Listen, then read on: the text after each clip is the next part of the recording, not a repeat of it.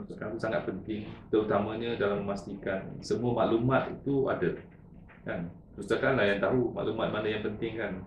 Misalnya maklumat tentang jurnal-jurnal yang sepatutnya UKM langgan, supaya penyelidik dapat gunakan akses kepada jurnal-jurnal tersebut. Penyelidik ni dia nak kalau boleh maklumat tu diperolehi dengan cepat, kan? Bila kita ada benda yang kita nak cari tu, kita nak dengan cepat maklumat tersebut. Jadi buku ke, jurnal ke dan sebagainya. Dan inilah peranan perpustakaan yang paling utama lah, kan, membimbing penyelidik-penyelidik supaya dapat memastikan maklumat diperolehi satu, tahu menggunakan maklumat yang mereka kenaki. Kadang-kadang penyelidik baru misalnya, kadang-kadang walaupun kita rasa macam database tu simple, mudah digunakan, tapi sebenarnya mungkin banyak lagi cara-cara atau kaedah nak menggunakan database yang sepatutnya diketahui. Kadang-kadang nak search pun ada teknik-teknik searching dia, kan. Benda-benda ni yang saya rasa perpustakaan perlu memainkan peranan lah. Dari perpustakaan, pegawai-pegawai perpustakaan tu sepatutnya at their fingertip tentang, kalau ditanya tentang apa, dia tahu bagaimana untuk memberi penyelesaian dalam penyelidikan tersebut, kan? So saya rasa inilah peranan perpustakaan yang utama sekarang ni lah, selain daripada buku-buku yang memang sedia ada, tapi sebenarnya yang katakan tadi lah, kebanyakannya boleh diperolehi dalam secara online. So saya harap mungkin tak lama lagi pun dalam bangunan perpustakaan tak perlu besar-besar lagi, kan. Dia mungkin perlu kecil je, tapi yang penting ilmu yang ada dalam ilmu digital yang ada dalam perpustakaan tersebut. So saya rasa peranan perpustakaan akan menjadi lebih besar sebenarnya, cuma perlu memastikan ianya dapat mendukung apa keperluan penyelidik dalam menjalankan penyelidikan.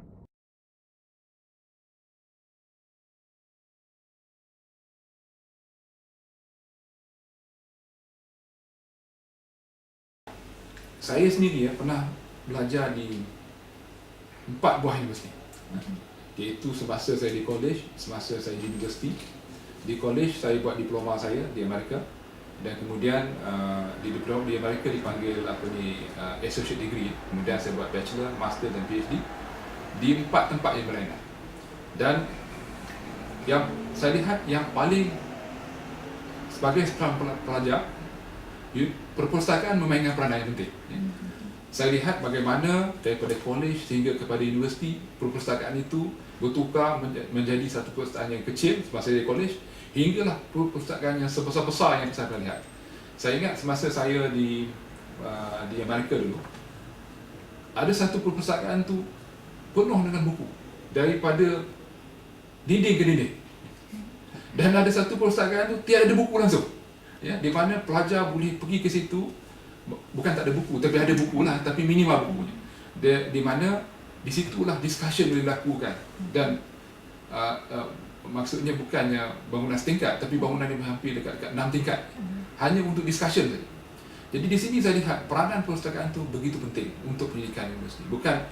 Dan ini bukan terbukti dari segi zaman moden, sejak zaman dulu lagi. Perpustakaan lah yang memberikan merupakan satu dipanggil pemacu pada keagungan dan juga kejayaan pendidikan di sebuah institusi, terutamanya sebuah universiti.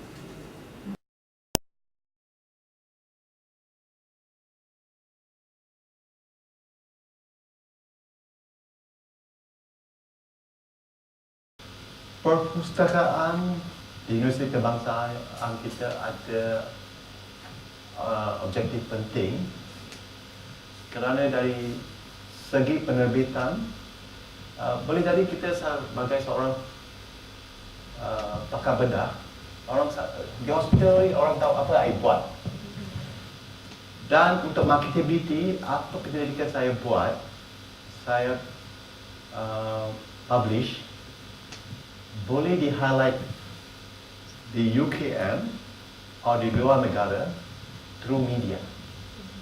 Satu itu, one is e-penerbitan. Boleh jadi penerbitan saat saya ada, ibarat tak pamerkan di penerbitan, orang tak tahu apa I buat di Malaysia. Second is publikasi buku. Dalam otorhinologi ada 3 aspek. Satu is penyelidikan di pakar bedah telinga, penyelidikan pakar bedah hidung yang saya ada skull base, dan yang keempat is pakar bedah kepala dan leher dan laryngologi. Dari aspek penyelidikan ada banyak buku kita boleh publish lah. Dalam aspek otorhinologi hidung, saya sebagai pakar bedah hidung dan skull base, saya ingat I ada publish chapter dalam buku-buku di luar negeri, di Eropah dan di Malaysia. I ada 7 buku ada publish. 3 buku dari penerbit UKM dan 4 buku lagi dari book chapters. Dengan skull base and rhinoplasty, saya ingat kita boleh publish buku secepat mungkin. Material saya ada.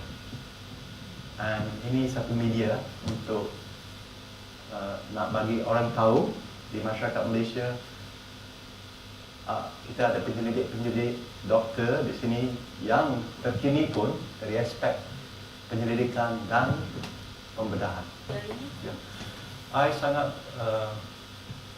gembira dengan fasiliti-fasiliti di library kita, kerana selalu bila I menerbitkan publish buku dalam jurnal, library selalu tolong saya kalau dalam e-read, dan dengan itu dalam sehari 2 saja orang dah tahu saya dah menerbitkan dan publish dalam jurnal buku-buku di dalam negeri ada di luar negeri. Dengan itu saya sangat gembira, dan also dari segi penyelidikan